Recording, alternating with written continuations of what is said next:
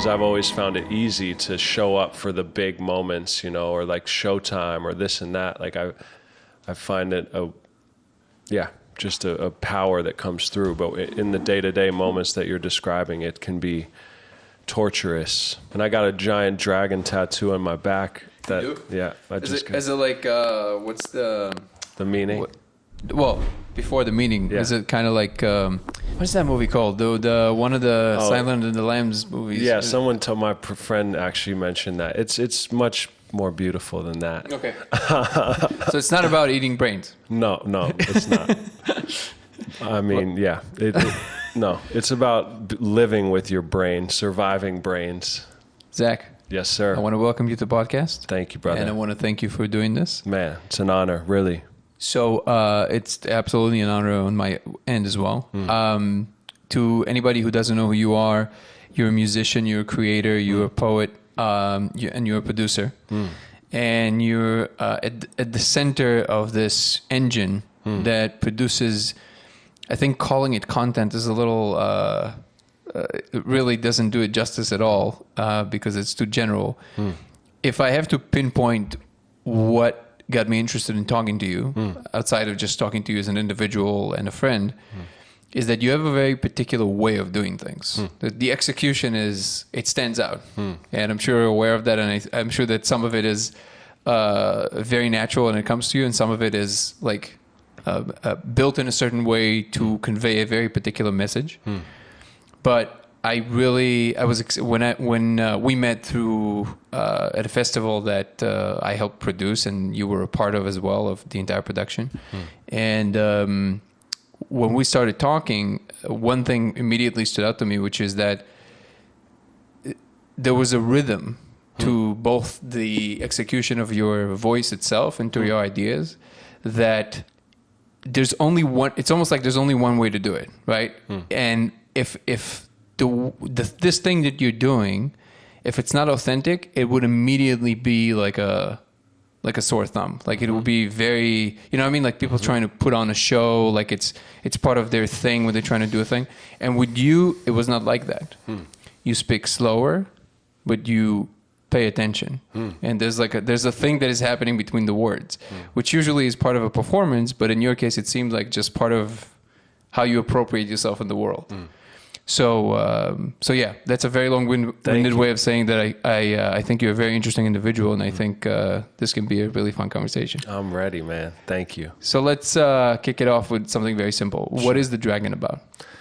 So during halfway through COVID, whatever this strange time we've all been in for the past 2+ years, I broke my ankle about 3 years ago, and I'm still dealing with it on a day-to-day basis. It won't heal. So that's the wounded healer, the Achilles. There's a message there. The passing of Taylor, my co-founder, my brother. A lot of disruptions in my crew, life, and the birth of my son. All of these pointed toward a need to slow down for me, which I resisted endlessly. And the suffering continued to get louder the more I resisted and tried to just keep pushing and pumping and hustling on the phones, thinking, okay, if we can get that $1 million, if we can only get to this elusive goal line, then I'll deal with all the other shit. Then I just need to escape. And life was telling me, and has been telling me, A, you have everything you need already. What you're running from, although appears to be terrifying, is actually a gift. Fast forward, I have a friend named Davi Escobar, who's a Brazilian creator, visionary, artist, tattoo artist for 26 years. We've done a good amount of work together with some music stuff. He designed an album cover and a whole universe for one of our projects. So Davi and I had been working together remotely for a couple years or so. And about 8 months ago, he came to LA to do a residency and spend time here creating, tattooing. And leading up to that, we knew we wanted to do an epic collaboration and build on what we'd already been doing. So we tossed around different ideas, different concepts, and we landed on a short film where I would be his Frankenstein. I don't know. I basically would be the guy on the table getting transformed during this time of grief, of slowing down, as I mentioned, of all these different things in my life that were forcing me to be more still than I've ever been, which is really hard for me, or was then at least. I feel like over the 20-something years of creating, growing up in New York City, I adopted a lot of ferocious hustle skills that I'm good at, but over time took their toll and burnt me out, like nervous system shit, and man, a lot. So just to clear, I'm going to cut you off for just a second, of course. So we can kind of clarify for the audience. Yeah. So you're a musician first and foremost. Yeah, right? Lyricist, musician, singer. Yeah. And your style is very unique. First of all, how would you define? I always say soul music, okay. but then just to take it a quick step farther, it's like Motown is my favorite era of music. So I think of it as like Motown in the future, with obviously an influence of some hip hop in there, etc. But yeah, you can't really define it. It's almost like dark steampunk meets kind of like a Tupac from. I think that's your reflection. I think everyone who comes into it will have their own feeling for sure. I don't know steampunk off the top.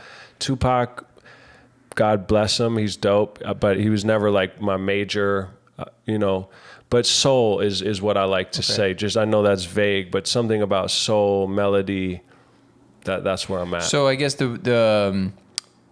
my observation was less to put you in a box. It was more to kind of guide the understanding of the audience towards the specifics of, maybe not the specifics, but the orientation towards your mission. So I remember you said in one of the interviews I watch you do, you said you don't like something to the effect of you don't like to put definitions of things too much. You like when things are fluid, when things are allowed to be in a superposition in which they don't have to become a thing just to satisfy you, right? Something like that. Yeah. You want the thing to be fluid so it can manifest into whatever it wants to become. Sure. So holding that in view, let's say now you're talking to like, quote unquote, the big boys, right? You're talking to a record label, whatever. And they ask you, what do you do? What do you answer there? Like, what's the... At this point, I've given up even trying, man. I spent so long trying to get signed or trying to follow certain routes. I remember there was a pretty big time record exec who I was working with for a while, and he loved what I did. And at one point he said, what you're doing is its own thing, so I really can't help you with that. And that was actually frustrating, but some of the best advice I ever got. So would you say that the market behaves in such a way that unless you can define it for people, I'll say it like this, because I don't want to speak for others. Everyone, I think we all have our own little slots in life and lanes. For me, I had a reading about a year ago from a friend that I respect. I'm very, healthily skeptical in general. But I resonated with this person who I know, and they told me a mixture of astrology and intuition about my path in this lifetime. And what she said was, in my past life, which I'm also skeptical of that, but it resonates over time for me that I've been here before. That's, that doesn't make it feels like there's, anyway, we can get into that. It's a model that the way that I see it is either people believe it or not. Yeah. It's a model that helps make sense of certain aspects of life. Sure. That's it. And I believe it and I don't believe it. I hold everything as juxtaposed and paradoxically as possible. Alliteration there. I like that. That's what makes you interesting. So don't change that. But she said in my past life that I was already a very successful creative, maybe like a Kendrick. She didn't say that, but that was the vibe she portrayed. So I've already done that apparently, and that resonates because since a young kid, I've been able to pull teams together just off passion. You know, we were managed by Pharrell's manager, flown out by Dr. Luke. I've had all these moments where my old band in New York, different things were like right there. People often hear my music and they would say like, man, why aren't you like making more money off of this? It's really good stuff. And it's as if there's been an invisible ghost hovering around me, like blocking me from, but letting me flow. But then every time I try to like go to like get recognized, so something happened. So she said, the reason why in this life I'm not able to do it in that same way with the labels or whatever is because I already did it. So spirit, my spirit, big spirit, whatever spirit is asking me to find internal validation this time, not just from a giant audience, to recognize that the work I do affects the invisible spectrums of the universe in ways that I can't understand.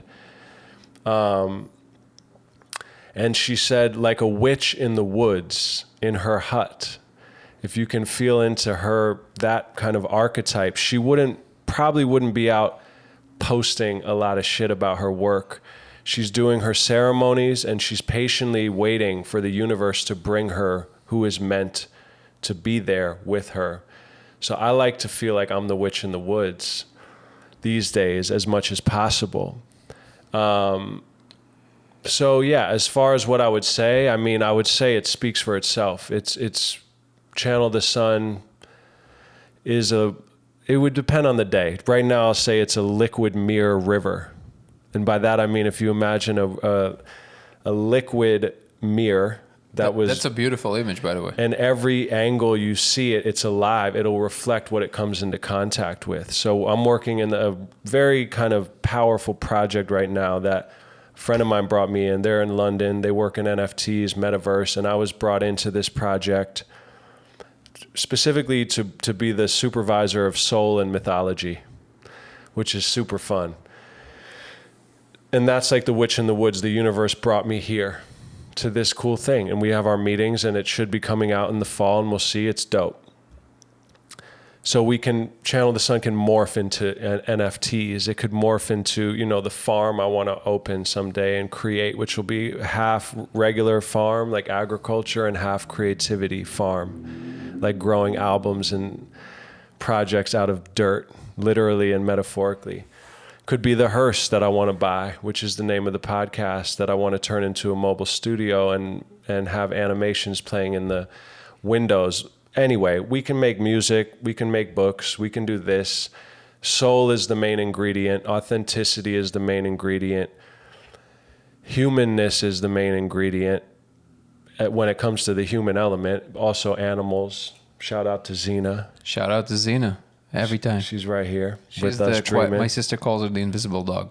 She's the quietest husky in the universe. She's literally just chills until it's time for her. I always like two color eye dogs too. Oh yeah. That's very special. So I actually want. So if that makes sense, it would just depend. And it makes perfect sense. I've tried to stop basically selling myself now and just if someone sees something in me and they're like, "Yo, I think you could be on a big stage right now," and I would say, "Well, let's see if we vibrate well together as humans first, and then I'm open to, I could do that." So you develop stoicism around the prospects.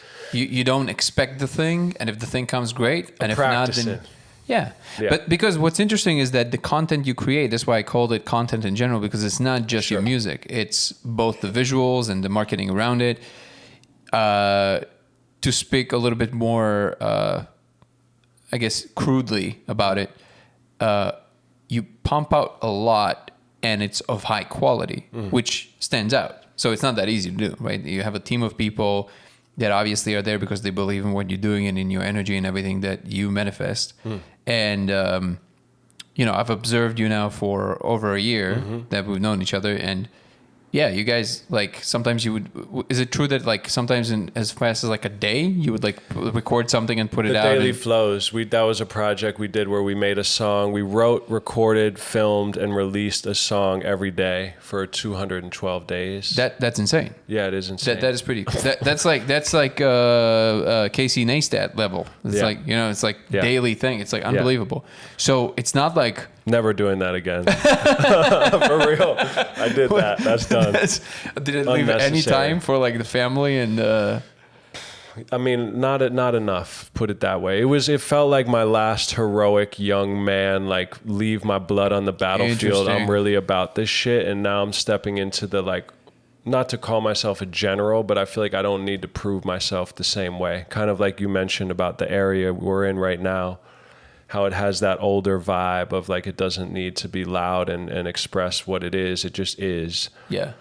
And I think whether it's my head tattoo, whether it's my track record of creativity, I'm trying to just step into that older self. Like I've done that. And I don't want to be the yippy, scrappy cat who's trying to prove himself anymore. And that's partially, I mean, it was a beautiful project. It was amazing. It was important. And it's the reason I'm sitting here because that's how I met Justice. Yeah. Because of the Daily Well, there's Flows. a limit. Again, we have limited energy and we have maybe not limited creative potential, but we have limited time in a day to manifest that creative potential. Sure. So we still have to live our lives and do everything else. Yeah. I guess for me, what's interesting about all this is that these things we do, we always have like a reason attached to them. Yeah. Right. So, especially in the entertainment industry, there's always this component of like, well, I'm just trying to manifest my art, but at the same time, you understand that there's like a business machine running in the background in all the things that manifest to a certain level. Sure. And then it's always kind of like this game of give and take between those two components. Yeah. And sometimes it's important to focus on the art. Sometimes it's important to focus on the business. And my feeling is that what people call, I guess, making it, always shrouded, or almost always shrouded in the need for the ability to accept the unacceptable. It's almost like accepting certain things that, it's like we mentioned the dragon, and a lot of stories of the dragon is like behind the dragon is always the biggest treasure, right? And it's almost like you have to give away a piece of your soul to get that thing that all those gatekeepers are holding, right? And going it alone, I think for the longest time, maybe up until as recent as 5 or 6 years, was not just seemingly impossible, was practically impossible. Sure. Because the outlets. Yeah. But now, and this is where equipment, everything, access to, Yes, but now because of all the tools we have available to us, and that's what makes me, this is how I'm tying it to this point, which is like what made me think about the way you do things is that you are utilizing all those tools that we have in a way that, let's take, for example, your podcast. It just came out. What is it called again? The Pink Hearse Podcast. How long? Deathmobile. Yeah. How long have you been like developing this? 8 months to a year. So for 8 months to a year, this looks like a podcast that has been around for like 5 or 6 years. Awesome. No, really. Thank you. So there's something about the ability to bring a certain thing at a certain speed at a certain level. I personally believe, I don't know, like I don't want to like say that whoever gave you the prediction was wrong. But it feels to me like if you keep doing that, especially if you just focus on your own life, but at the same time keep producing something of that level, it doesn't have to be even like a song a day. But as long as you keep going on that track, I don't see how this doesn't all of a sudden, because everything attracts a certain kind of audience. Eventually the thing builds up around it. Now, I know that, like saying is always easy, and I'm kind of like in the same business of like, trying to put out content that I believe that is valuable. Totally. But in the end of the day, I personally don't see how something can be produced of a certain quality and level and then not attract an audience. I think that's the positive thing about the technology that we have available. I agree 100%. And I think this project for me, the Pink Hearse Podcast, which really, I like to say it's kind of like a money laundering front for the mafia. If the mafia, in my case, is Channel the Sun, a volcano of constant creativity, up until now, people didn't know what to do with it because it was all over the place, and it still is all over the place, but not in my mind. In my mind, the whole time, everything makes total sense because there's a harmony between why, we work with a farmer, correlating the song we're writing to how that seasonal thing is growing and connecting that to an animation, connecting that to a story, pregnancy, death, depression, art, celebration, all these things are like, of course, there's no separation. You mentioned in the beginning, like maybe the way that I am, and people have said this, I don't want to say this is what you said exactly, but my creativity is not just when I'm performing. It's kind of the way that I am, is just the way I think that everything is connected. So yeah, you're the show. Sure. And and I'm just a silly bastard most of the time with my family. I just joke too much. But the Pink Hearse Podcast is the first container that I've had for the madness that feels like it will be able to allow all of the dreams to slowly coagulate into one container and not be scattered endlessly. So wherever it's meant to grow, I have faith. It is hard to navigate the terrains of social media and having so much to say, having so many visuals and songs and things, and still feeling that lack of true distribution in the modern sense, or what can feel like crickets, no matter how many followers you think you have or don't have. A lot of it is like everyone's listening and no one's listening, and it's both. And it depends on how they're listening, actually, I think. And I'm really grateful for the people who do care and listen and whatever. But, I think it goes back to me just doing it for me now, like really doing it as a vocation. That's a word that's come up recently. And a podcast that I really love is called This Jungian Life. I see you got the red book behind me, I believe, or your lady. Someone That's does. Mine, yeah. That's yours. Yeah. So, yeah, the idea of vocation they were talking about, and just what the difference is between, something you want to do, destiny, a true passion, a true calling. This is work I want to do forever, even if I have to continue paying for it forever. I love it. It gives me a reason to live, and with that, whether I make money from this at some point, cool. Whether I get hired to do metaverse things for a while or oversee films or make money wherever. And you know what? If I make money landscaping, which I've done and continue to do, manual labor sometimes, wherever, I don't care. My life, I do, my ego does, but this is the success. Being able to sit here with you, my wife and son are nearby. I'm going to go home and cook with them and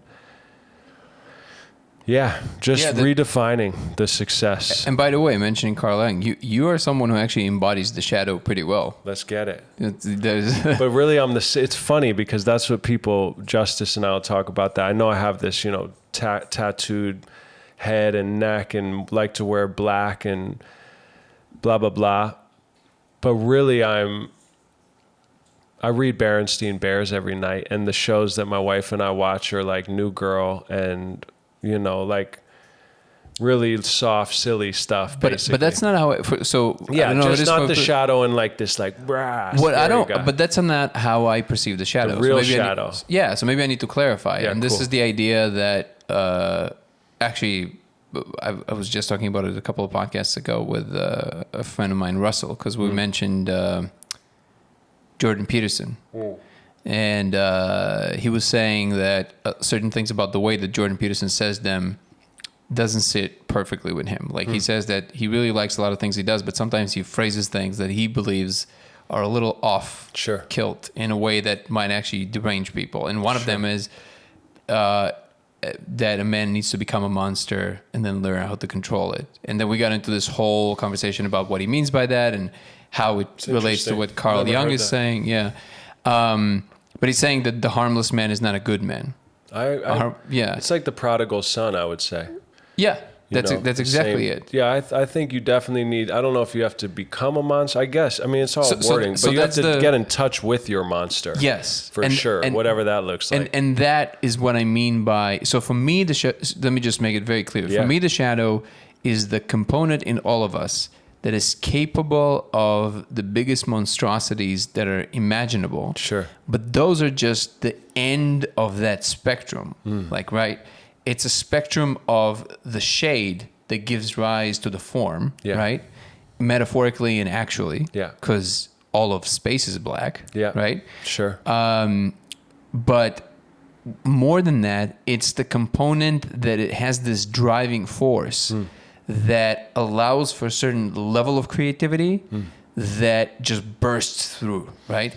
And I think that it's very easy to look at certain symbols that arise from the shadow, like the tattoos, for example, and think of it in terms of like voodoo, like very crude surface level understanding of what it actually is. Yeah. But I think for a lot of people, it arises from the fact they don't actually understand that that's inside of them as well. Oh, yeah. And they just don't know how to live. And so everything you mentioned. I love voodoo. I love the idea of voodoo. I don't really know anything about voodoo, like the tradition of voodoo, but I love what it represents. I love anything that kind of is a castaway thing that's like death. That's why I named my show basically The Pink Death. I mean, if we want to be real, that's what the hearse is about.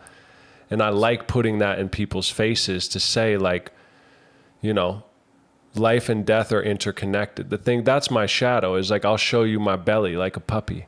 Like, I'll talk on this show if we want about how I am very self-conscious about how my face turns red a lot of the time, which I've learned over time is actually a sign of my nervous system. Because when I took off from social media, my face didn't get red for 6 months, no matter what happened. Interesting. I'll talk about how I've had a weight thing my whole life and you know, was so skinny at one point with my old band, and then ever since then I've had like basically an eating disorder. And what I mean, I'll say that lightly, but it's been a torturous situation for me, weight and constant exercise, and to the point now where I work out more than anybody I know, and I still can't. I think my adrenals have been fucked up over the years. So that. You mean like from stress, substances, or? From stress, from probably eating not enough over time, and then working out too much, and then, you know, I mean, that's me showing my belly though, because I think all this stuff is very common, you know, whatever it may be. You mean like you're showing your vulnerability and your... That's it. Like my dad says, you know, for him, the symbol of Christ on the cross, what makes it so profound is what he thinks Christ was showing us is that is the one and true only superpower in the world is ultimate vulnerability. And what more of a symbol of ultimate vulnerability than to be nailed to a piece of wood with your arms spread? Yeah. You know, and like, just to riff a little off what you were saying, like there was some post from Michael Mead, who's one of my now friends, which is it's crazy to say. Why is that name so familiar? Before, I mean, he's a legend on the low. Living Myth is his podcast, but Michael Mead is a true elder in this time. You know, this dude is. I don't even know how to categorize him. He's a mythologist who. Man, he's like a preacher who doesn't preach. Was he on the Tim Ferriss podcast at some point? He was on the one. What's that dude? Who's the comedian? The British comedian who has the big podcast. Oh, Russell. Yeah, Russell Brand. Branson. Yeah, he was on Russell Brand's show. Cool. He may have been on the Tim Ferriss show too. He's definitely ringing bells. That name resonates. No, Michael Mead's a G, but he posted the other day. I believe it was a Carl Jung quote, basically saying anything that's not made conscious in the dream world will have to come through in this world in like probably an imbalanced way. Like it'll, you know, burp out or fart out or create chaos if you don't acknowledge what's there in the unconscious. I always say it's the kid in class. That shadow is that kid in class that if you ignore him, he's the one that eventually will show up and shoot everybody. Yeah, something like that. But if you include him, yeah, he is so creative that he's going to make everything way better. Yeah, I love that. I totally feel that way. So there's that, and then, I don't know, the vulnerability, just, you know, through the portal of grief, there's so many gifts, and that's what Molly talks about on the episode that she's on in our first season. One of the things she mentions, because we were talking about pregnancy and birth metaphysically and literally. Sorry, that's your wife, right? My wife, Molly. Yeah, Mitchell Hart. Just for her, how grieving is actually pleasurable. Maybe not always, I mean, it still hurts, but over time, she's come to realize that the grief is almost like the lubrication that brings the joy. So if you can, it's like going to the gym or working out. Like it can hurt, or getting up early, or however you do it, but you know that payoff is so beautiful. And grief, or any of the things that our Western culture avoids, aging, death, sexuality, like True talks about, not just like sex in the way that we see it in culture, but like the hard parts about sex, the shame around sex, the annoying kind of gross body things of just being a human. Molly said something recently, I'm not going to say it right exactly, but it was the idea of she's done trying to kind of, I forget the word, but people say, well, are you an addict? Well, I don't know, because this, like whatever that's called, when you're trying to analyze and put things into boxes and make labels, she's looking to make room for everything and to normalize everything and just let it be okay and it's normal. And that to me is radical. So it's no labels. It's not, I mean, like for example, I was sober from alcohol for 7 years when I left New York, and I was never maybe like, I was a certain sort of alcoholic. I was always functioning, but I was exhausted from it, and I was tired of being around certain people, and I wanted to escape that. Sober 7 years, smoked weed, fairly regularly throughout that time, squirming in my consciousness. I like the word squirm when it comes to using substances, because I think that for me is what happens, is I squirm, and I'm like, I have an episode for season 2 I'm preparing, and it's a quote from a Frank Herbert book, the author of Dune, that popped out, and I'm going to use it. And it says, God help me, I'm awake. God help me, I'm awake. That's the plight. Like, fuck, I'm here. what? So squirming. So I quit drinking 7 years. 6 months ago, stopped smoking weed suddenly without even trying. It bored me. And started having some beers here and there. And so I have this voice because I've been in that kind of place. I was in a mental hospital briefly when I was 24 for a chemically induced psychosis. Sponsored by a gin company, reading Kurt Vonnegut novels, thinking I could figure out the secret to the universe, getting too skinny, my band having success, smoking too much weed, watching Charles Bronson on repeat, the film about the guy who intentionally puts himself in prison. I don't know if you've ever seen that one with Tom Hardy. Anyway, perfect storm. Because of these things that have happened, because food has always been something that's like difficult, because I am a man who likes more, and I've been feeling that the past few days actually, the hunger, the beast, the part that doesn't want to just have a bite of anything. I want it all. And then on the reverse, the part that says, now we can never have anything ever again. And being very wary and tired of both of those sides. And so giving myself permission to just let it happen and fluctuate and not react so strongly either way. And that seems to be putting me in a position of poise and more calm than I've ever felt, at least since, maybe when I was a young boy, I had that calm because it was like normal. But coming out the other side of adolescence and adulthood and whatever, just that's like the biggest advice for myself and mantra these days, is just normalize, let things come when they come. I was feeling very melancholy today, and just not running from that as much and just saying hello to it, and feeling the tenderness, feeling the softness, feeling the fear, feeling the empathy for myself. My ankle's been fucking killing me for 3 years, man. Literally killing me. That's kind of crazy. Killing me. You let me. Are we rolling still? We are. We're rolling again. Beautiful. Rolling again. I like the off-screen conversations. I joked about that there's like spirit podcasts that you're not allowed to listen to. The humans aren't. And that was, we had a little bit of that. Listen, there's so much. So because in the service of trying to keep like us on track of time. Sure. Because I really want to ask you so many things about that. Sure.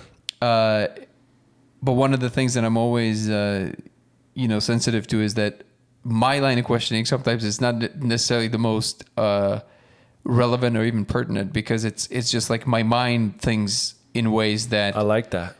But sometimes it's just too many details for no reason. Like I have the reasons, but sure. They're not necessarily immediately apparent. So let me lead with this. Yeah. So first of all those things that happen to you, the labels the scenarios that could lead to a label. That you can, from the physical, from the ankle to the constantly grinding and trying to put out something that people would enjoy and would bring value to my appetites, raising a son, which is a huge one. Yeah. I came to appreciate that more and more because I'm in the company of my sister and brother-in-law, who are raising two incredible young kids. I think you even saw them at the festival. And I have such a deep appreciation for that as well, for being relentless and the best thing ever. And it's serious. So taking all of that into account,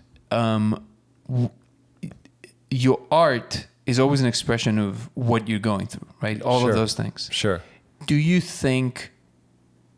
really believe that the suffering is there to try and mitigate, try and like catalyze a certain thing?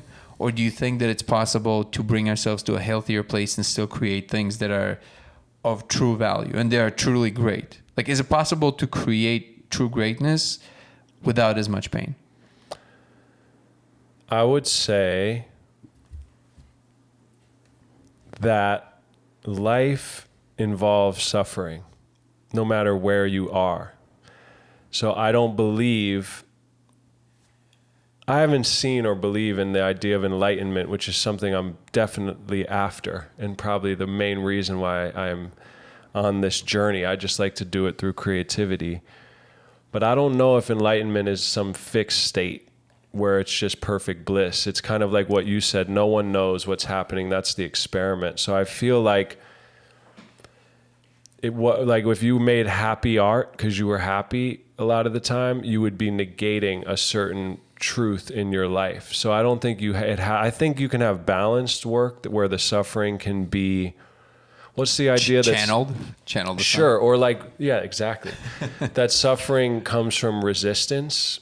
So it's different than pain. Yes. There's an idea. That's a very important distinction. So like pain or sadness or grief, no. But suffering, maybe you can let go of suffering because you learn to surrender more and be more kind of tai chi with life, and you embrace sadness. Because I feel like when the messages come via sadness or injury or whatever, if you listen to the message and act accordingly, then the message says, word, you heard me, I'll go away. If you ignore it, that's where suffering starts. If you ignore it more, that's where more pain comes and more suffering, and so on and so forth. So if you cry when you need to cry, grieve when you need to grieve, slow down when you need to slow down. I don't think life or the spirit or just energy, how it all is always kind of finding an equilibrium, even though I don't believe there is ever one equilibrium. I do feel it's always kind of, light, it's constantly changing. Exactly. Like, that too shall pass.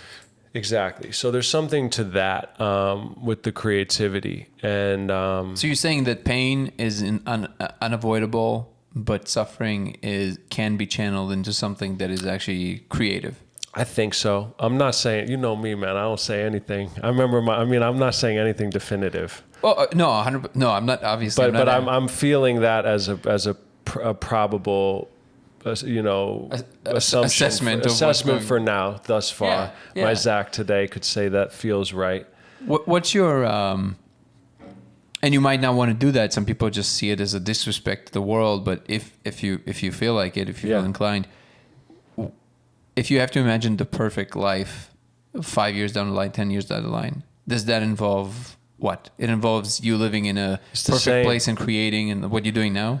You know, it's so funny you said that, because last night Molly and I were watching a show, or the other night, whatever, and someone says, 5 years, where are you going to be? And I've always hated that question.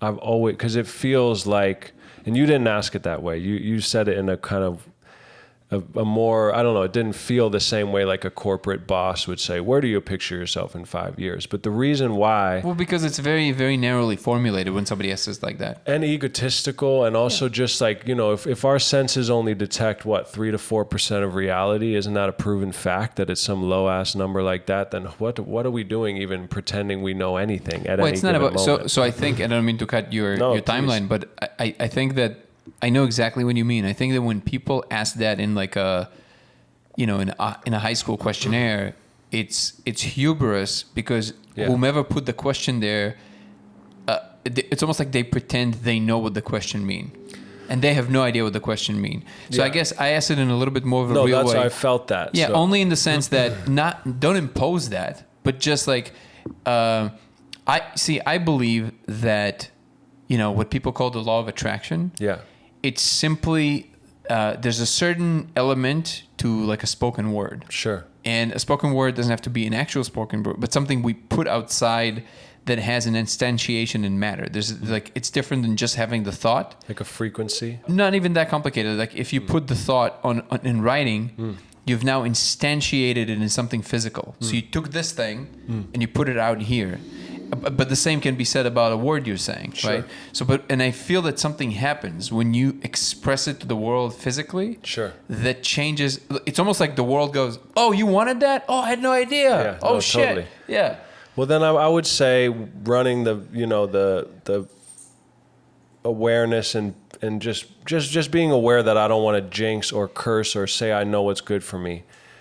And not to go too deep into that, but side note, like in shamanism, you're not allowed to pray for someone unless they ask you to pray for them. Because how do you know that someone dying of cancer, being in prison, is not exactly what their spirit asked for? If we're immortal beings, don't pity someone you don't know. The old Zen stories about the horse comes and he gets the free horse, and then his son breaks his leg, and then, oh, what bad news. But then the war comes and his son doesn't get drafted because his leg is broken. Oh, what great news. And then something bad happens. So you never know what's what. So on that note, to be very wary. All the caveats are in place. No. I hope I'm creating. Okay. And I would like to be in nature more than I am now. I want to be really just living the same life, to be honest. I feel like I've never been in such a aware state of how blessed I truly am. I have my life, I'm with Molly, my person, my life partner, and beyond, our beautiful son, Rock. And that's the foundation. And then the people around me that I work with, which is a much smaller crew than it ever has been, I want to work with them forever. So same vibe, it would be nice at some point to be making money off of my art. That's something I can say, that I look forward to that day when it feels a bit more equal with how much time, energy, and money I put into this. It would be awesome to be making money off of it. Yeah, and being recognized really and just focusing on one thing. Stephen Hawking once was asked like how he goes about his life, because it seems so eccentric, so crazy, to be living like that in a wheelchair. Sure. It's like, and he said, "Well, they gave me 2 years, and I'm now 10 years in. So any day beyond those 2 years was a bonus, and every day is a bonus." Now, obviously, these kind of statements, I feel like that in my own way, for sure. Obviously, it's it's easy to say from the outside and then romanticize the like, oh wow, that's so deep. But if you can really embody that, it's one thing to say it, but it's totally. When I say you, I don't mean you. Like if all of us can embody that attitude, which is like, and obviously there's some people that don't reach that stage where they feel content with what is. Like for example. Yes, I want to keep growing. Yes, I want to do greater things. But honestly, like, I guess my dreams were not as great as like what I would like to achieve now. But I somehow, and I actually don't take credit for that. I don't know what happened in my brain chemistry that allowed for that to happen, and I'm grateful for that. But I truly feel like I wanted to live in America. and I wanted to have a partner that I really love, and they really love me, and I wanted to feel loved. And all of those things, I never thought about them in these overt terms. But now that I have that, as much as my life is relatively humble, I am like, I feel like I'm set. Now, that is not to say that I don't want to create more things, and I don't want to use the abilities I have to help other people and all of that. But if I die tomorrow, wildly successful life. I'm happy. Yeah, me like, too. Truly. I feel that way. And that's why I'm interested now for our next journeys, together, separately. Seems we're both at a place like that. I'm not creating out of desperation anymore. I think what you just said right now, that's the key. And it sneaks in occasionally, you know, especially when you go back into your Instagram or whatever your shell-shocked areas can be. For me, there's a lot of that. Everybody are so successful. Everybody are so happy. Oh my God. Yeah, exactly. And then my number, you know, just like the amount of money I spent promoting on Instagram and over the years, and just, you know, the type of content that I'm putting out has its diehard responses, but it's also uncomfortable for people, I think. And I think that's partially why it's taken long to be recognized. And I think the world is more ready than it's ever been, because we're on our fucking knees now collectively, and you really can't, you know, they say you go to the shaman like when nothing else works. Interesting. You don't go to the fucking witch doctor or to the wherever until the regular hospital said, sorry, no one knows. Everything's collapsing. Colleges won't guarantee you anything. Nothing, democracy is failing. So where do you go then? Well, I think you go to mythology. Or porn, but I mean, but that's going to be a decaying tooth in your soul pretty soon. You know, not that we don't need all that, but that. No, I'm totally. I know you're joking, but it's a good point though, because we do run to every little pleasure hubble. Oh, no, I mean doing porn. No, it's like it. Well, yeah. God bless the sacred prostitute, man. No, but for me, mythology and your own creativity and mythology puts you in a different lens and perspective, a zoom out that's not so right now. And that's why when I read the 6 Dune books, he spans well over 10,000 years throughout the series. And in doing so, you zoom way out from what you would normally think in, say, a 60 to 100 year lifetime.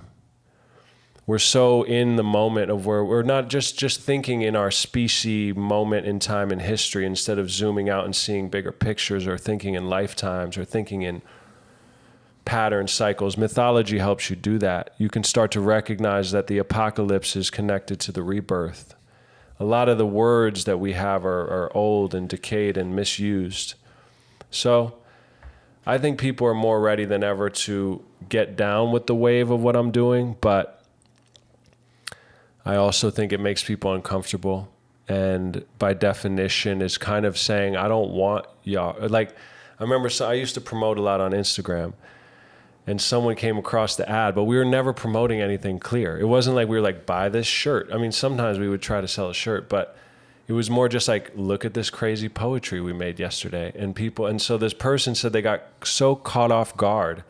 They didn't know what to do, because in this sea of promotional shit where everyone's selling, here we come bumbling along, just waving a creative flag of just sheer expression, and they didn't know how to feel about it. Like, it caught them off guard. Because they're like, what are you selling? Like, you're not selling anything? Yeah. And so that's why, again, the podcast is cool for me, because it's like, all right, laundering money front for my mafia, it's a podcast. What do you do? Well, we travel the cosmos in a single leap. We combine food, you know, but no, it's a fucking podcast. We put out an original song each time. Subscribe to the Patreon to unlock the bonus content. Let's go. Simple. Wow, Yeah. simple. Yeah. I People need need simple, the package. man. I need simple. That's the one thing that I've been, craving, I think, for a long time, is just simple and boundaries, and saying no, and using my open lightning rod creative side when it's time for that, and also using discretion and saying, no, I don't need to be everyone's best friend. Nope, I don't need to spend 4 hours talking to every homeless person I meet anymore. That was fun. I have a family now. I love y'all motherfuckers. Shout out to everyone. Go fuck yourself. That should be the intro. The intro. Yeah. You know that Steve Jobs was very, very influenced by this Japanese. I don't remember if it was just a designer or an architect or both. And he had this like big following, and he wrote this book. And one of his biggest things was he would always say, making something really simple that people want is the most complex thing there is. Absolutely. Because that means that whomever made it, it can't just be simple. Yeah. It has to be packaged simple, but what went into that, which is the full understanding of what that thing was, and then rearranging of the thing in a way that only the essence of what that thing is manifested for the consumer. 100%. And that is the art. 100%. 100%. And just to recap, because I know you mentioned like the way your mind works, and I know we're flowing around.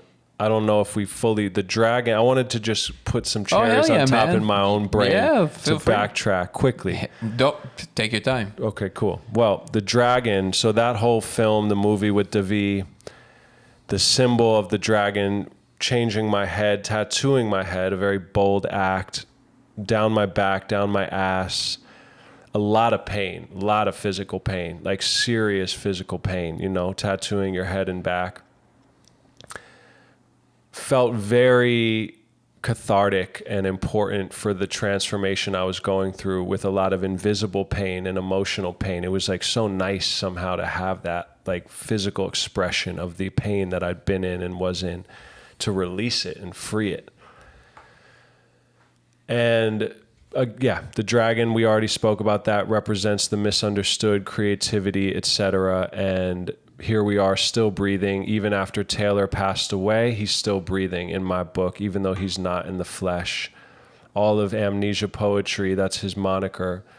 All of the work we did was around the awareness that we are in a maze. We are spirits in bodies. We are in a dream. It's about resurrection. It was about all sorts of stuff. So if there's time, I want to read the last poem he sent me. Oh, I would love that. But before you do that, just to clarify for people, because I know a little bit of the backstory, sure, but people don't. So first of all, when you mentioned the book, this is something that you recently wrote and about to publish, something that was already published?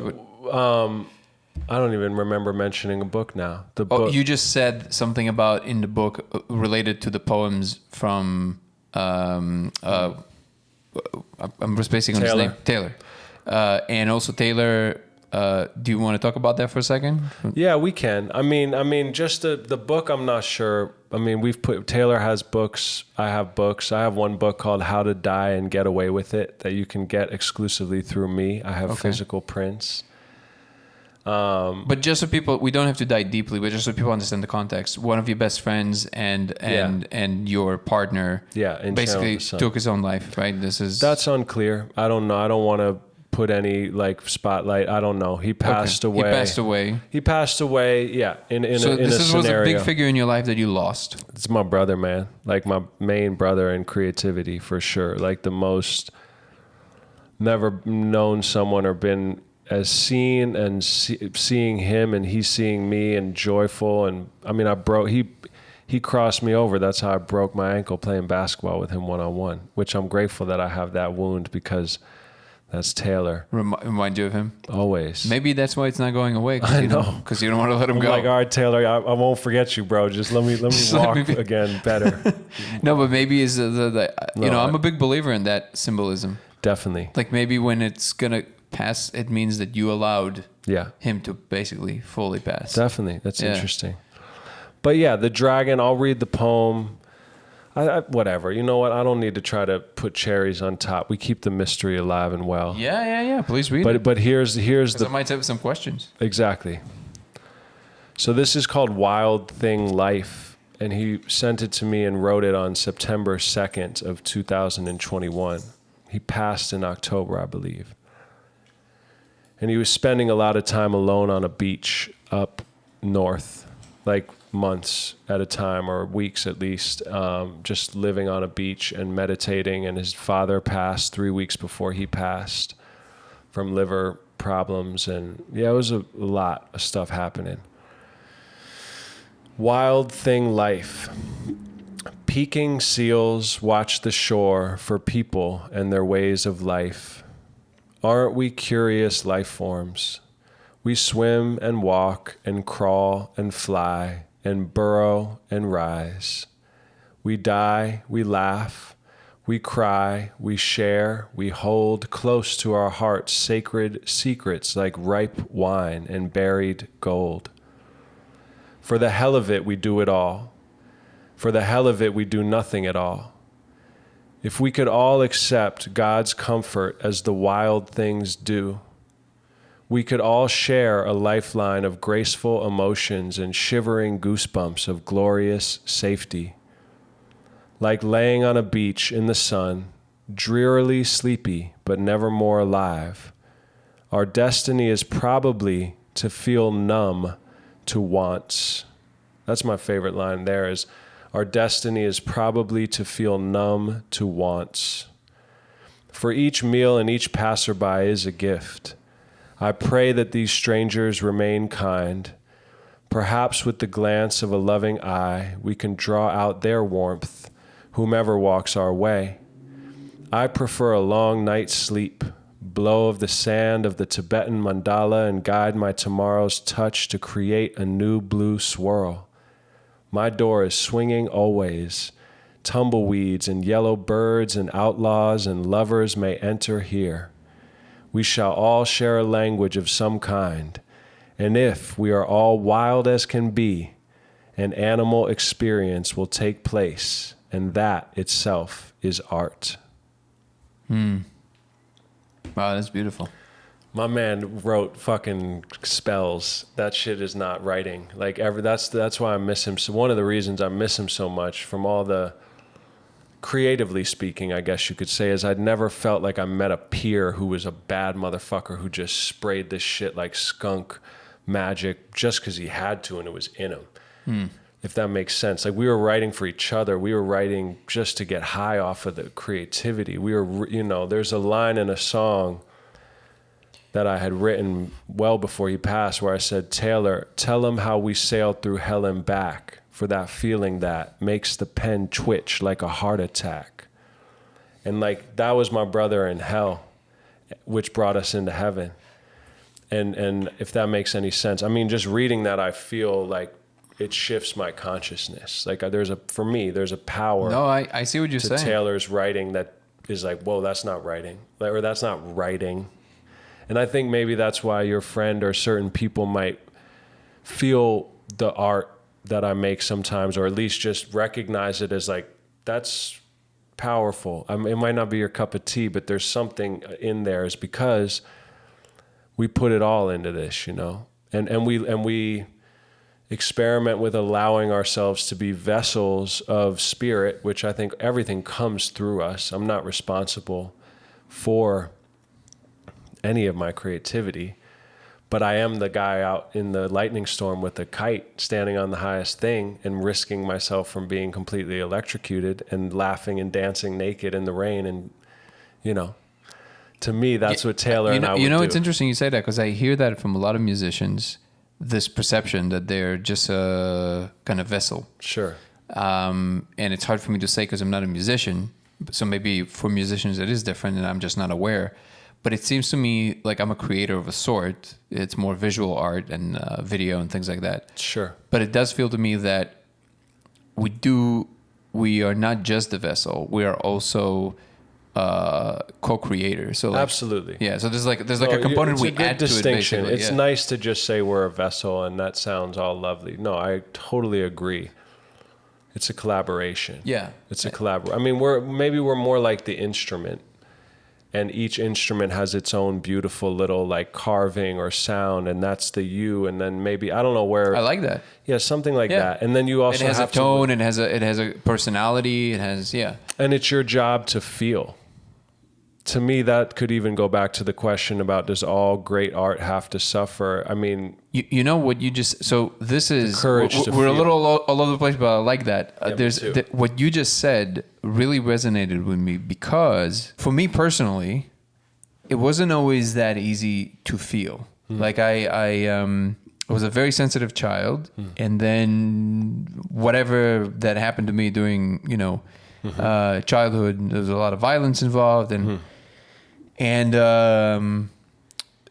it shut off a lot of channels for me. Sure. And I never noticed that until much, much later in my life, where I realized that the thing that puts the essence in things, and it might sound so, on the one hand, so airy-fairy, but on the other hand, kind of like obvious. But it wasn't obvious to me at all that the reason to be here is to feel. Now, you can be goal-oriented, you can be, creating things, and you can be as technical as you want to be, but, take Elon Musk, for example. Like, that person is, as technical as you can get, but I am certain 100% that it all comes from him feeling the drive, feeling the need to do this, right? And I think that if we don't feel, there's a certain component that is lost in a way that is, and might sound like a weird word to use, but irredeemable. There was this study that followed people with brain injury from accidents and from strokes and things like that. Sure. And what they found is that you would expect that people that, specifically people that the part of the brain responsible for producing a lot of emotion, I don't know if it's the amygdala, or actually I don't recall, so I don't want to just say, but a portion of the brain responsible for producing the hormones responsible for our feelings was damaged. And you would think that those people would have a much easier time doing things, because you're not consumed by how do I feel about this? But what's interesting is that they found in almost all cases, those people were completely paralyzed. They're what's called action paralyzed. They can't decide how to do anything, because they literally don't know what they feel that way or the other. So they can't even tie their shoes because they don't feel like it. Like, there's no emotional that is driving the action. That's why depression is a scary That thing, is why depression is the biggest motherfucker on the fucking planet. Yeah. Because whatever that means, it's in that gray zone of just that I can tell you exactly what it Yeah. means. It's for me. Like, I had the clinical depression my whole life, and I found ways. So know what I'm talking about. Yeah. It's not sadness. It's there's no drive. Yeah. To do anything, like even moving your fingers. Like, sometimes you would go and it's very physical. Like, you would go and grab a mug, and you would open one door of the cabinet, and you would be your body's so depressed that you don't feel like. Well, no, but I'm explaining to the audience. No, like, 100%. Yeah, you don't even continue. feel like opening the other one. And I've noticed that it's on like a physical level. You don't even want to close your hand to do it. It's a crazy way to say it. And then that. Imagine that I always imagine, like, it's when it's really bad, it's almost like billions of tiny ants that are just like pulling you back from doing anything. It's just like you don't want to move. And the only way to remedy that is just have more, like, on the superficial level, just have more dopamine, which is like, that's why people with depression are so drawn to uppers, to like cocaine and sugar and chocolate and all those things. But I think that one of the biggest ways that I found to deal with it was actually psychedelics. And it's not like psychedelics are just like a magic wand, but just like the immediate response of like what cocaine does is just like more dopamine, so like more drive to do things. So that would remedy it in the immediate moment. But in the longer term, I feel like psychedelics are kind of like the meaning button. They just produce meaning. You just get meaning is the key for everything. And then and that meaning is the thing that actually later activates also the dopamine and everything else. Those are just proxies. Those are just like components. And I always say, by the way, this is a thought that I had that I think you would appreciate. I had it on an ayahuasca ceremony once where I saw a red cloth kind of like flapping in the wind. And then I realized that cloth is redder. And then this is a common experience, especially with red on psychedelics. But I realized that, wait, why is it redder? Like, there's no more light coming in. And I know that even if my pupils are more dilated, that would not give me this effect. Like, it's more vibrant. It's more something. And then I kept on thinking, it wasn't alive. I kept on trying to grab it. I was like, what is it? Like, why is it redder? And then it hit me. The reason it's redder, the spectrum on which it's more, is that the essence of what red is more available to me. So it opens the aperture of meaning. So then the depth of what red is what makes it redder. And I realized that everything is on that spectrum. Totally. So that's why you see all the connections on psychedelics, because the aperture of what they really are expands. Sure. And then you can see more of the picture and you're like, oh, I didn't realize those things fucking mix. I didn't realize those things even adjacent. 100%. And then that's how I feel that a lot of the stuff that happens in creativity in general, like for musicians and poets, and like when people are in the flow, when they just go, they're essentially, their aperture of meaning expands in that moment, so they can see the connections easier, so they can go in between those domains that on the surface don't necessarily seem to be connected. And it looks like they're magically connecting them, but no, they're just seeing the landscape. They see what is happening when you look deeper into the thing. And obviously some people are better at this. Obviously some people also train their minds to connect to that thing easier and faster. Muscle. Exactly. Yeah. And so that the reason that it stands out to me when you said about it's our duty or it's our responsibility to feel is because feeling is the thing, it's the representation in our body of being connected to this dimension of meaning, whatever it is. And then that will also manifest in your visual field, in your auditory field, just in your perceptual possibilities that arise in your brain. And the reason that I'm so, well, not just me, people in general, it's actually very difficult to please me with music, to be honest. And I realize that's because I don't like a thing that is obvious. And most things in music, especially nowadays, or maybe it's not even nowadays, or maybe it was always this way, they're just obvious. Like I can hear a tune, and even though I'm not a musician, I already know what it is. I was like, yeah, like I know what it is, so I don't need to hear the rest of it. That's a good way to put it. Jokes are like when jokes are too obvious, right? Then it's like, and when somebody started making a point, and you like, and they're making it with so much thing, but you already know what it is. So I'm like, I don't need to listen to the rest of your point. You know, it's like you feel like an asshole, but like, I don't need to listen to this. That's a great point. Yeah, and then the certain pieces of music and certain pieces of art that just grab you like that. Curveballs, baby. Yeah, they're the ones that you don't expect. You're like, holy shit. Yeah. I did not see that coming. That's what I pride myself in doing to the best of my ability. That's why I tattoo my head, but I'm not the type of guy you would think would have a head tattoo if you know me. Yeah. You know, I love that juxtaposition. That's what Trickster is. This is Heyoka. Or this is really Mudhead in Hopi. Is this an African thing or is that a... Indigenous. Hopi. Can the camera see that? Maybe. Indigenous... It's a mudhead, which translates to dirt walking. Huh. And my dad got this for me. It was made by a real deal person. But Tricksters, where everything is reversed, it just reminds me of that. You know, the unexpected. Things are upside down. Hell is not what you think it is. You know, you're talking about the people coming out of comas or strokes or whatever. There's a lot of cultures that believe the heart is your first mind, literally, and that we're upside down.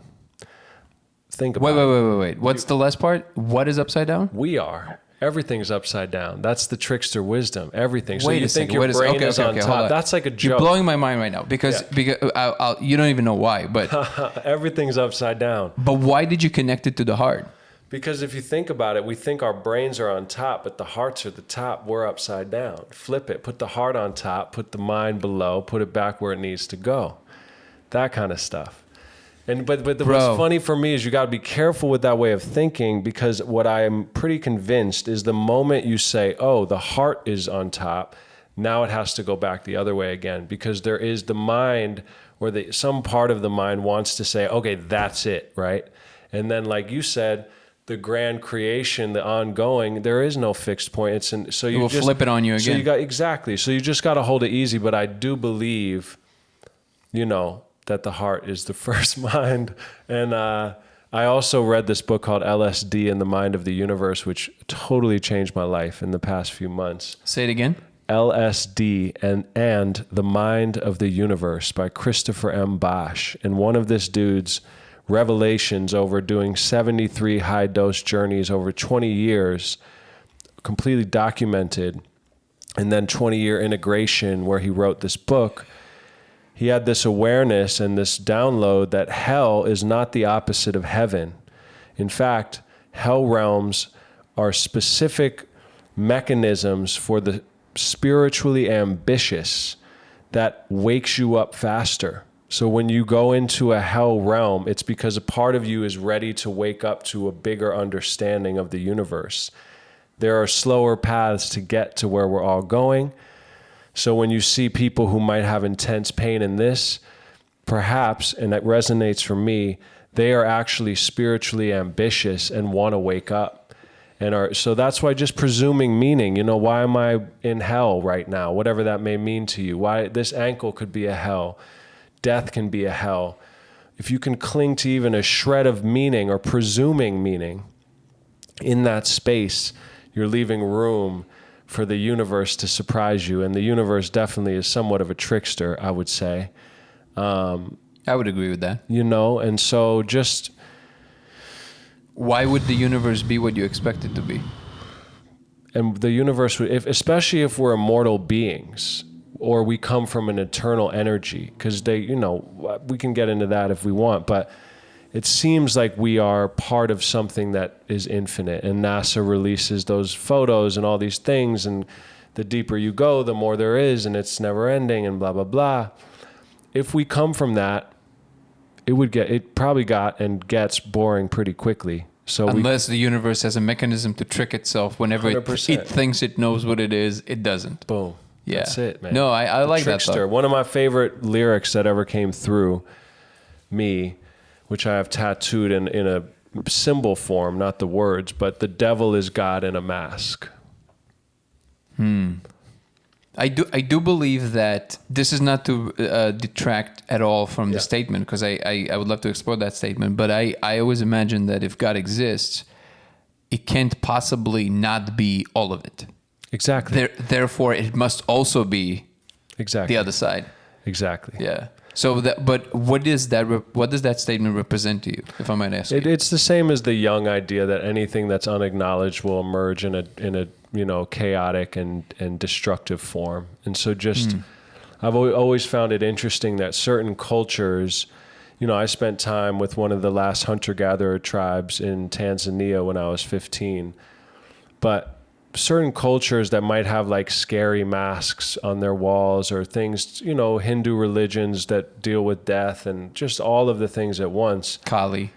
Exactly. They seem more balanced somehow. And this is I'm romanticizing and I'm saying general blanket statements which are not to be trusted.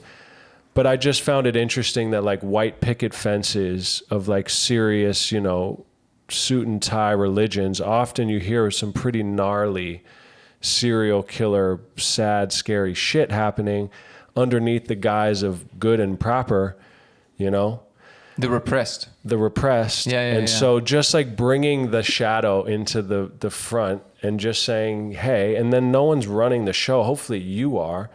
And so that actually brings me back to the idea of responsibility to feel, holding the lightning rod in the metaphorical lightning storm of whatever. Taylor and I running out butt naked with our, I don't know what we have, tent poles or umbrellas or something metal that's bound to get struck. That is a really interesting analogy where you're just like kind of opening yourself up to this enormous energy, but it might fry the shit out of you. 100%. So, and that's what makes it. That's what gives you your stripes when you get home, and you're like, bro, hey. you're looking at someone who drove to Vegas on 5,400 micrograms. So like, well, there you go. There you real go. fear and loading in Las Vegas. And burned all his belongings in order to get closer to his true infinite wealth. Sir. I didn't burn them, but I threw them away. Destroyed them or threw them away. Yeah. I had to do it, so I can say I did it. 100%. Yeah. And so just that, like, but that's not that, but being a channel is one thing. But like you said, it's a collaboration. And most people running out into lightning rods, into lightning storms with lightning rods, myself included, spin out. And there's a fine line between me, or whatever you want to call somewhat balanced guy who's operating in the society at large, and the people out in the streets who are babbling about stuff. There's a very fine line between that. Yeah. And so it's one thing to be electrocuted with brilliance. Can you sustain it? Can you deal with the mundane? Like we were talking about at the beginning, you were talking about, I'm good at showing up for the showtime. I'm good at showing up for okay, let's do the thing. It's game time. The mundane can be hellish and quiet. And that's kind of the balance and the stripes, or just the muscles that need to be developed in order to have a foundation strong enough to have the other stuff come. Yeah. And so me, like cooking, cleaning every day, being a dad, all that stuff, landscaping, cleaning toilets, vacuuming, mopping, laundry. It can be very intense and frustrating at times, but I'm so grateful for it because I do go high as fuck with my dreams and my creativity, to the point where, I can feel the heat in my face. I don't even know why it just happened, but my nervous system, as I've mentioned multiple times now, has been fried from my dreaming, my intensity. So these mundane daily activities ground you in a way. Oh man, they do. And reading my books, I've always read a lot of books, but in the past year, since taking a step back, I've read like 50 novels in the past 8 months. Oh, wow. Easy. I read like a novel a week. Yeah, I'm such a slow reader, man. I wish I could do that. It speeds up too as you go. You know what I mean? No, it never speeds up for me, but I'm like, I love reading. It's like, no, I have like dyslexia, and it was like, it's just fucking, my dad does too. Yeah. I still read. It's just that it takes me, sometimes I get different pace. My dad calls me a book monster. It's probably the same part that you could categorize as an addict. That's a good addiction. I'm trying to point my beast at the right things these days. I'm trying to point my beast at the right things. I think it's a beautiful line. It's real. But those types of things that are quiet seem to create more peace. Even though a lot of the books I read are far out and can definitely excite and stimulate my imagination and my mind, the way in which I'm digesting them feels more peaceful than phones, television, and even the book. It's like when you go off sugar or something, and then your palate has acclimated to not eating sugar, and then you taste a fruit and you're like, damn, that's sweet as fuck. Like, it's so sweet. Yeah. But if I had just eaten the donut and then had a bite of an apple, I'd be like, this isn't, So at the end of a 10-day retreat, when they take away your phone, when you get it back, it looks like you're on fucking acid. 100%. No, for real. Like, it looks like you're on mushrooms. You're like, what the fuck? It looks like... I know. And we're so in that. So, like, reading in and of itself is like a trip. It's intense to read. But those types of things, talking to Molly, slowing down, not speed cooking, chopping the vegetables, methodically. And even having a beer can be that for me now. Like, anything can be a meditation. But smoking weed for me started to scatter my consciousness. And everything's different for everyone at different times. But I find like having a beer while cooking, while listening to Michael Meade, which already I'm like the modern man there. Like, why can't you just do one thing? Well, no, I'm a modern man. I'm a modern man. Of information. But that combination for me gives me George Carlin, the modern man. I don't know if you know. I mean, my brother, Prospect Luck. Shout out to all my good friends, especially in the creative pursuits that we're in. Was talking about just living in the age of information, and that gave me this total perspective shift and empathy for myself around the things that I do pollute my body with, or that, it's like we're not connected to the earth the way we used to. We're not in this more physical, natural flow. We're in the age of information, and we're doing things that are like eating and consuming so much, all psychically and emotionally.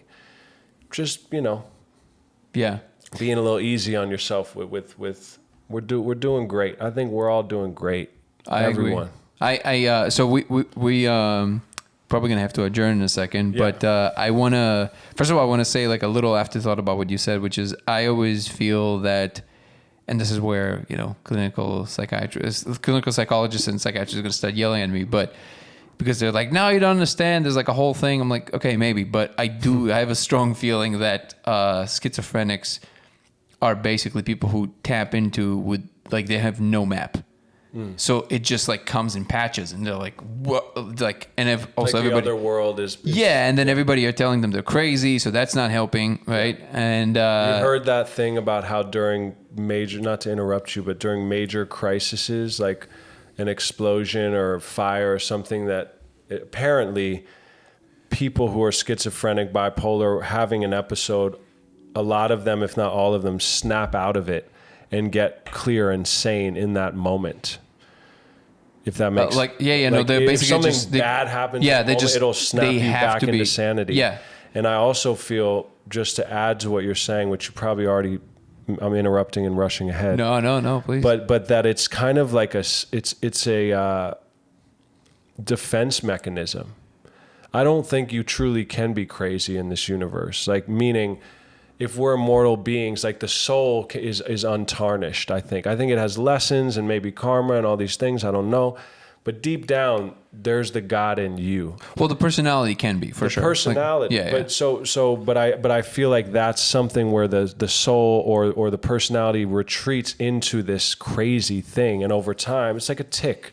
I've watched myself develop tics that I kind of knew I was doing weirdly, like I almost did it on purpose, and then over time it started to be like anything. Habits, grooves in our brain. You start doing weird shit, and then suddenly... So anyway, the idea is that I don't think crazy is crazy necessarily. Yeah, no, and actually I interviewed Jacob Cormier, and I actually don't know if his episode is going to come out after this one or before this one, so depending on... But I already interviewed him. He's a friend who we used to train parkour together, and he kept on going. And one of the things about him is that he actually had like a full-on schizophrenic outbreak where he like found himself, he's talking about it in the podcast, where he found himself just naked in an elevator in the metro in downtown LA, just going up and down the elevator, just butt naked, telling people that, like, I don't know, the end of the days are coming or something. The dragon is here. So he was. That's so interesting. He said that he felt like he's the dragon. Yeah, the dragon's a real thing, baby. Bro, he said that he felt like he's a dragon. Yeah, that's very interesting. He is a dragon. So, we're all dragons. We're all dragons. And we're puppies. And we're puppies all together. Well, listen, I can continue with this forever, because this line of, like, I don't know how much sense we made to other people, but I don't care. Like, we made sense to each other, and that's all that matters. Yeah. This is a conversation that I would love to continue when we have a little bit more time. Me too. And yeah, there's so many things I still wanted to ask you about. One of them being the psychotic outbreak. It's fascinating to me what it's like to be on the kind of like in that situation. Sure. I would just say on that note, it was an initiation, and all of those everything is an initiation or has an invitation to be initiated, especially hard things, with the help of my dad, my mom. My mom really, saved my ass as far as just loving me through that and not letting me just get diagnosed in a certain way or medicated in a certain way, and finding alternative ways for me, like she's always done, going to alternative schools and diet and all the things that have been cast aside as blatant reasons why there's so much madness in America. People don't even think about the food you're eating or the shit you're watching or the whatever.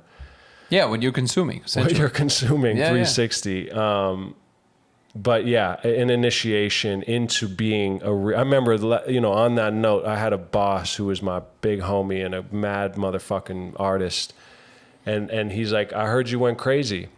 Word. So you're a real fucking artist, I guess. And I was like, well, yeah, actually. Well, that's amazing. The fact that you had such loving individuals in your life that just like kind of brushed over this is amazing. Not that artists need to go crazy. I'm not saying that to glorify it at all, because it was very destructive and it blew my life up. But sometimes that's what you need if your life has gone down a path that maybe your spirit didn't intend it to go, or if you're forcing something like I was trying to be a pop star, young, like make it kind of guy, but that's not who I am or who I ever want to be deep down.